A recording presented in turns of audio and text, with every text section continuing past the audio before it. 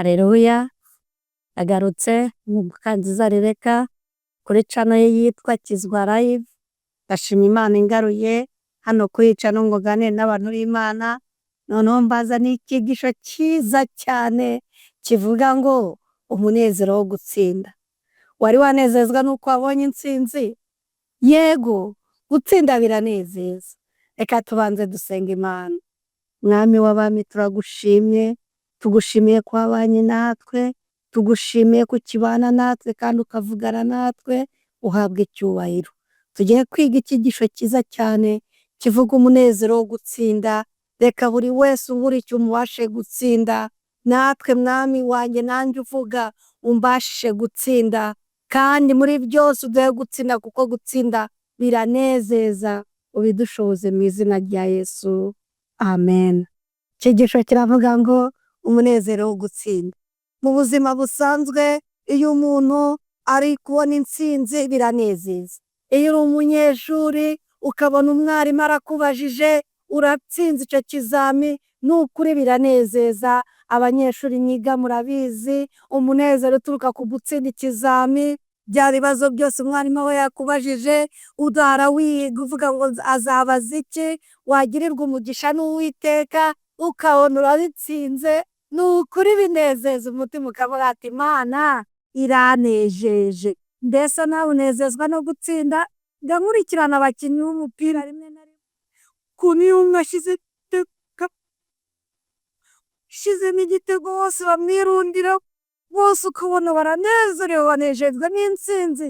Ushize mu izamu ni umwe, utumye igitego cyinjira ni umuntu umwe, ariko ikipe yose izi guhomba ukabona baranezerewe.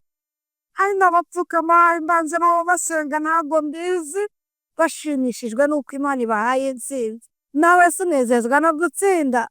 No mu buzima busanzwe mu kazi dukora ka buri munsi, iyo tugira umugisha tukagera ku ntego twiyemeje, ukabona ugeze ku ntego ukabona uratsinze, ni ukuri turishima. Rimwe na rimwe tukabyina intsinzi tuvuga tuti Imana yahiriye imirimo y'amaboko yacu. Namwe hari abacuruzi muba munkurikiye ndabizi, murankunda murankurikirana, reba iyo ucuruza ukabona birunguka, urabona inyungu indi ikaza, ni ukuri wo ni umunezero, biba binejeje pe. Mu buzima busanzwe iyo ubona ukora bikagenda ukabona intsinzi, ugira umunezero wo gutsinda, ntawishimira gukorera mu gihombo. Niyo mpamvu iki cyigisho kivuga ngo umunezero wo gutsinda. Mu buzima bwacu bwa buri munsi ibyo dukora byose tuba twifuza ko tugera ku ntsinzi. Niyo mpamvu iyo ubonye ugeze ku ntsinzi binezeza umutima wawe, amaraso agatendera neza, ukavuga ati Uwiteka yahiriye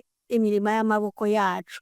Tugiye kureba muri Zaburi igice cyaho cya 44 umurongo wa 6, hari indirimbo ya bene Kora bavugaga imirimo itangaza Uwiteka yakoze, bamurata bavuga ukuntu yabavanye mu Egiputa, ukuntu bari mu buretwa Uwiteka akabavanisha ukuboko kwabo kw'Imana gukomeye, ukuntu Imana yababereye byose, ukuntu yabatunze mu butayu, ukuntu yabarinze ikabaha gutsinda ababisha babo. Noneho muri Zaburi 44 umurongo wa 6 hakavuga hati, baravuze bati ni wowe uzaduha gutsinda ababisha bacu, izina ryawe niryo rizaduha kuribata abaduhagurukiye. Abahagurukiraga Abisirayeli mu gihe bavaga mu Egiputa, Uwiteka niwe wari ubayoboye, yabaga gutsinda ababisha, nabo bagiraga ibyishimo niba babiheshejwe nuko umwami Imana abahaye intsinzi. Mbese nawe mu buzima bwawe bwa buri munsi ujya unezezwa n'Imana iguhaye gutsinda mu bikorwa byacu bya buri munsi dukora. Iyo ukora ukabona biragenda, yenda ari umukozi wa leta, nawe ntabwo nakwibagirwa, ndabizi bamwe barankurikirana, iyo ubona intego bashije kugera ku ntego, imihigo yose igezweho, ntushimishwa n'intsinzi? Yego, nanjye biranezeza. Nezezwa nuko ngeze ku nshingano, nawe birakunezeza. Intsinzi iragiha abavandimwe, gutsinda mu ishuri biranezeza, kugera ku ntego wiyemeje mu buzima busanzwe biranezeza, kugera ku nshingano igihugu cyaguhaye ku bakozi ba leta ukabona urakigejejeho ntiwabyukiye umunsi ugenda buri munsi ukabona ugeze ku ntego ubwira Imana ngo warakoze wampaye imbaraga. Ni ukuri buri wese agira umunezero wo gutsinda. Bene Kora nabo bagize umunezero wo gutsinda. Ntabwo byari byoroshye mu butayu imyaka 40 nta muntu ubayoboye uretse Imana. Mu bigaragara nta muntu wari ubacungiye umutekano, ariko mu ijuru hari Imana yabacungiraga umutekano. Mu butayu Imana yabarinze inzoka, ibarinda kwicwa n'umwuma, dore ko ku butayu nk'amazi ahari, ariko kuko Umwami Imana yari abayoboye, amazi yo kunywa mu butayu ntabwo yigeze abura, ibyo kurya ntabwo byigeze bibura, imyenda yo kwambara imyaka 40 ntabwo byigeze bibura. Nta n'uwapfiriye mu butayu kuko yabuze ubuvuzi. Uwiteka Umwami Imana yababereye byose. Ari nayo mpamvu mu ndirimbo za Bene Kora bashimaga Imana bavuga ngo ni wowe uduha gutsinda ababisha bacu bose. Babonye neza ni Imana ku buzima bwabo. Mbese wowe imyaka ufite y'ubukure, ntago nzi imyaka ufite wowe ukurikiye, ariko se ntago wigeze ubona Imana mu buzima bwawe? Uburyo Imana yakurwaniriye, burya Imana yakurwaniriye intambara uzi neza utazi, burya yaguhaye amazi yo kunywa, burya yakwambitse, takugaburiye, burya bamwe yabashyingiye, uburyo yabishyuriye amashuri, uburyo yabahaye buri kimwe cyose. Mbese ujya uzirikana ineza y'Imana mu buzima bwawe? Bene Kora barabiririmbaga mu ndirimbo, izi zaburi baraziririmbaga, abana ba Isirayeli baraziririmbaga, bwabaga ari ubuhamya bw'ibitangaza Imana yabakoreye, ntabwo bigeraga babyibagirwa. Mbese ujya uzirikana ineza y'Imana mu buzima bwawe? Ya Mana yaguhaye gutsinda bya bigeragezo byari biguguye, gituma Imana ikakubashira kubisohokamo amahoro. Mbese ujya uzirikana ineza y'Imana mu buzima bwawe? Iyo turebye ibyahishuwe igice cyaho cya 3:21, Bibiliya irambwira umuhishuzi Yohana yarahishuriwe, maze Imana iramwereka iramubwira ngo unesha nzamuha kwicarana nanjye ku ntebe yanjye y'ubwami. Uwo ni Yesu wavuze ayo magambo. Yahishuriye Yohana kandi kuti unesha Imana izamuha kwicarana na Yesu ku ntebe y'ubwami. Nk'uko na Yesu yanesheje akicarana na Se, akicarana n'Imana, niko n'umuntu wese uzanesha azicarana na Yesu, akicarana n'Imana mu bwami bwo mu ijuru. Haranira kunesha, haranira kunesha. Ibiduhiga ni byinshi, ibicantege ni byinshi, ariko hari ingororano z'abantu bazaba banesheje. Tugeze mu bikari byo mu ijuru, abantu barwanya intambara y'ibyuka bakihanganira amakosi. Iyi mibereho igoye, kuba ku isi ni urugamba. Yobu wera abizi uravuga ngo turi ku isi dufashe igihe mu ntambara. Tujya mu byahishuwe igice cyo cya 21 umurongo wa 7 haravuga ngo unesha azaragwa byose. Kunesha biraryoha, gutsinda biranezeza.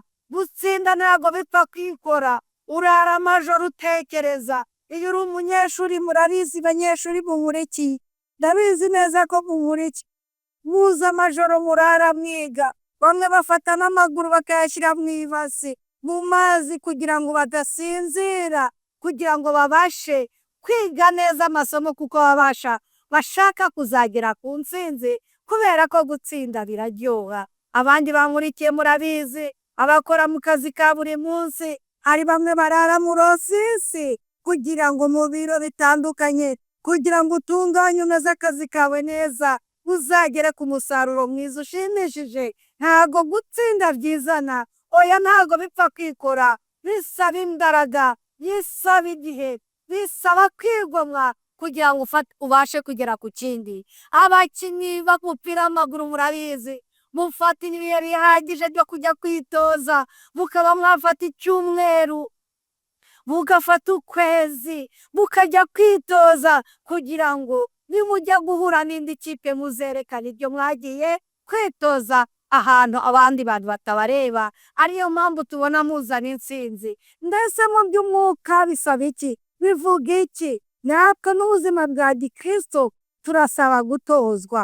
Mu mirabane n'ibigeragezo niho dutorezwa, kandi iyo wabaye maso ugasabana na Data wo mw'ijuru, umenyereye iby'urugamba, afande Yesu aguha intsinzi, ukabasha gukomera ku munsi mubi. Yakobo wera abizi arandika muri Yakobo igice cyaho cya mbere umurongo wa 12 haragira hati hahirwa ese anganira ibimugerageza, kuko namara kwemerwa azahabwa ikamba ry'ubugingo. Haleluya! Ntabwo ikamba ry'ubugingo ari ikintu upfa gutoragura, bisaba kugira ngo wihangane kandi ukomere ushikame, we gusa n'ibigeragezo, we gusa n'ikosa urimo, ahubwo wige kumwenyura, umenye ko Data wa twese agukunda kandi ariwe uzatugeza ku ntsinzi.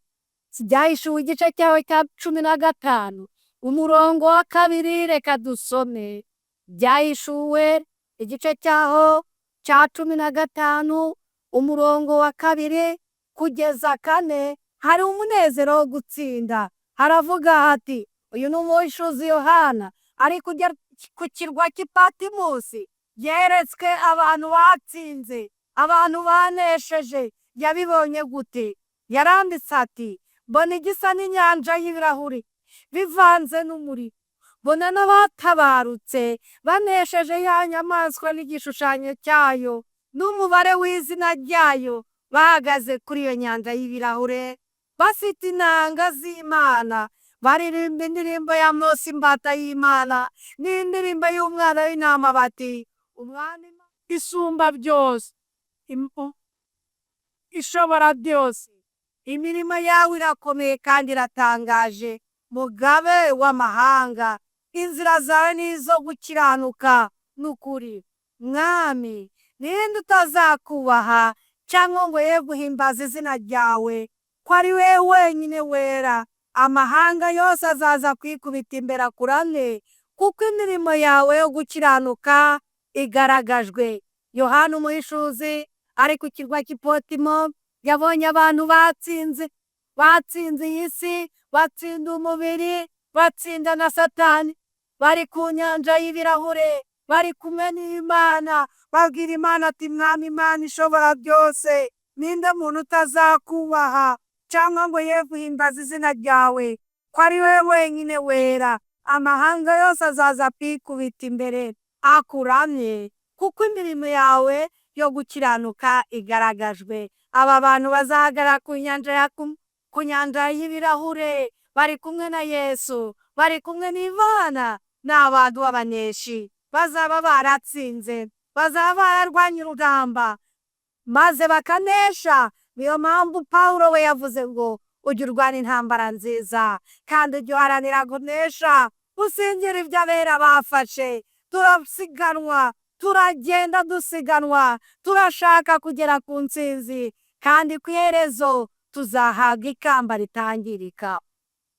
Turangije urugendo, turangije gukora umurimo Data wa twese yaduhaye wo kubwiriza, wo kuburira isi kugira ngo bite ku bo, tubabwire ko umwana Imana bakunda, tubabwire ko Yesu agiye kugaruka, tubabwire ko umuntu wese uri mibasha ahamagarirwa kwihana no guhinduka, kuko nta munyabyaha uzajya mu ijuru, ariko uwizera Yesu azabona umwami Imana. Niyo mpamvu irarikarira ariko buri muntu wese unkurikiye kugira ngo yihane bikitwa none. Dore umuntu amenya imyaka amaze ntamenye iyo asigaje. Muntu w'urikiye haranira kwita ku iherezo ryawe, tuzabane n'abaneshi, tutwibanire ubuziraherezo, aho tuzabana n'Imana ubuziraherezo, tukazabona abacu twabuze, inshuti zatandukanye, bamwe barasinziriye bari mu bituro, tuzongera kubabona ubwo Yesu Kristo agiye kugaruka. Niyo mpamvu ngusabira nk'uhendahenda kugira ngo mu mirabane n'ibigeragezo bikugarije, ndakwifuriza gutsinda, kuko gutsinda biraryoha, gusa ikosi riravuna, ariko ubwo Data yabyemeye komera ushikame. Imana iragukunda. Abaroma igice cya 8 umurongo wa 28, Imana iravuga iti, kuko byo kubakunda Imana byose hamwe bifataniriza hamwe kutuzanira ibyiza. Ni ukuri komera kandi ushikame. Icyo kigerageza ntabwo ari icyo kukwica, ahubwo ari icyo gutuma izina ry'Imana rihabwa icyubahiro. Mbese jya ugira umunezero wo gutsinda, mwese umuntu aratsinda bikamuryohera. Iyo mw'ishuri umunyeshuri atsinze biramunezeza. Iyo umukinnyi w'umupira atsinda akinjiza igitego andi makipe aramurwanira. Ni ukuri haba ibyishimo no ku bafana, ukabona imihanda iruzuye ati ikipe yanjye yatsinze. Buri mukinnyi aranezerwa n'abafana babo bakanezerwa. Mu buzima busanzwe mu byo dukora, iyo tubonye intsinzi turanezerwa. Mbese mubaze, tuzishima dute dusesekaye iwacu heza, dutsinze by'iteka ryose, ubutazongera gutsindwa, turi kumwe n'Imana, maze Yesu azahanagura amarira yose ku maso. Biri mu gitabo cy'Ibyahishuwe igice cya 21 umurongo wa 3. Yesu dukunda azahanagura amarira yose ku maso, kandi urupfu, gutaka, gusuhuza umutima ntabwo bizongera kubaho ukundi. Yesu azahanagura amarira yose ku maso. Urupfu rwadutwaye abantu inshuti tubabaje ko Yesu azarukuraho ubwo azaba agarutse. Tuzabyina intsinzi ry'iteka ryose, tuzagira umunezero utangaje, tuzabona abo twabyaje ubutumwa bwiza tumwenyura, tuzabona Yesu Kristo adukoye amaraso ye ku musaraba i Karuvari, tuzagira ibyishimo bitagereranywa tutashye iwacu heza, dushonje duhishiwe uko umuntu ku isi tutsima tukanezerwa. Tugeze mu ijuru tuzagira umunezero uhebuje. Abacu twapfuye tuzababona, inshuti zatandukanye zizabonana, tuzasezera ku isi ry'iteka ryose. Nta guhagarika umutima, nta kuvuga ngo ejo nzaniraje, bya bindi byose bitubabaza bizaba bivuyeho. Wifurije intsinzi mukundwa, kugira ngo wihanganire ku ikosi ry'iyi si. Iyi si iraducunda, buri wese yaramubabaje, ntawe isi itakomerekeje, ariko itangazo, ihangane utsinde. Vuba tugiye gusesekara mu bikari byo turi kumwe n'umuneshi Yesu, wa wundi watuguze amaraso ye ku musaraba i Karuvari. Mu gitanda kimwe umunsi umwe tugiye kuhasesekara, azaduhobera, azaduha amakamba atatseho inyenyeri, azaduhanagura amarira yose, kandi umuruho wose twagiriye mu isi ntabwo tuzongera kuwibuka. Tuzatuma uruho by'iteka ryose.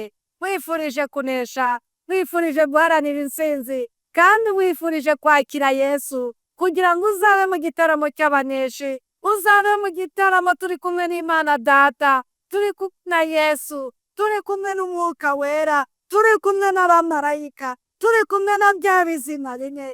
Tuzafatanya gufata inanga zacu maze tuzicurange, duhanike amajwi dushimira Imana kubw'urukundo rwayo. Imana yakunze abari mu isi cyane, igatanga umwana wayo w'ikinege, kugira ngo umwizera wese atarimbuka, ahubwo azahabwe ubugingo buhoraho. Tuzaba turi kumwe n'Imana, ibyaduhagarikaga imitima bizaba birangiye, buri rujijo rwose wagize uzasobanukirwa impamvu.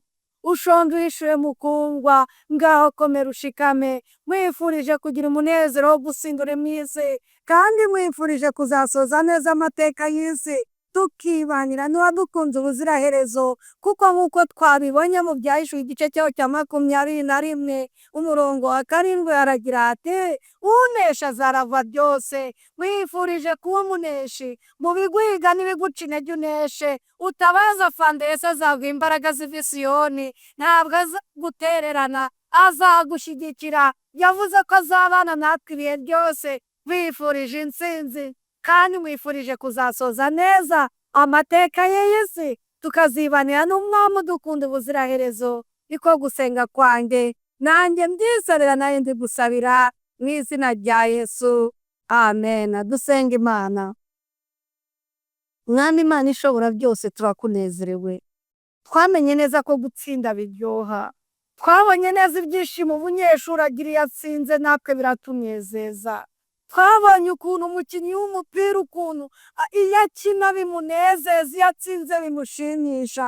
Maze turibaza duti, dusesekaye iwacu heza, dutsinze n'irushya ry'Yesu, tuzishima bingana gute? Utwuremere uwo munezero, kandi njye n'abankurikiranye bose uzabeho gusoza neza, uzabeho kugira ibyishimo n'umunezero turi mu bwami bwawe, kandi mu gihe tukiri no mu isi udusogongeze ku munezero wo gutsinda, mu izina rya Yesu urakoze, amena.